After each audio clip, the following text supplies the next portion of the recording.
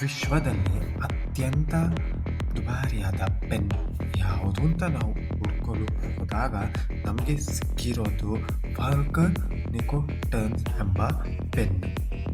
ಈ ಪೆನ್ನಿನ ಬೆಲೆ 67 ಕೋಟಿ ರೂಪಾಯಿ.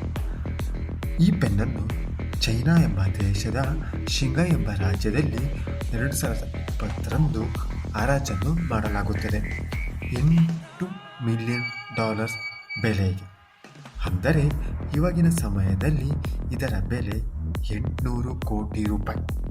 ಈ ಪೆನ್ನಿನ ಬೆಲೆ ಯಾಕೆ ಇಷ್ಟಿದೆ ಅಂತ ನಾವು ಹುಡುಕಲು ಹೋದಾಗ ಈ ಪೆನ್ನಲ್ಲಿ ಬಳಸಿರುವಂತಹ ವಸ್ತುಗಳು ಯಾವ್ದ್ಯಾವುದು ಅಂತ ಎಂದರೆ 45 ಬ್ಲ್ಯಾಕ್ ಡೈಮಂಡ್, 123 ರೂಪೀಸ್ ಮತ್ತು 18 ಕ್ಯಾರೆಟ್ ಗೋಲ್ಡನ್ನು ಬಳಸಲಾಗಿದೆ.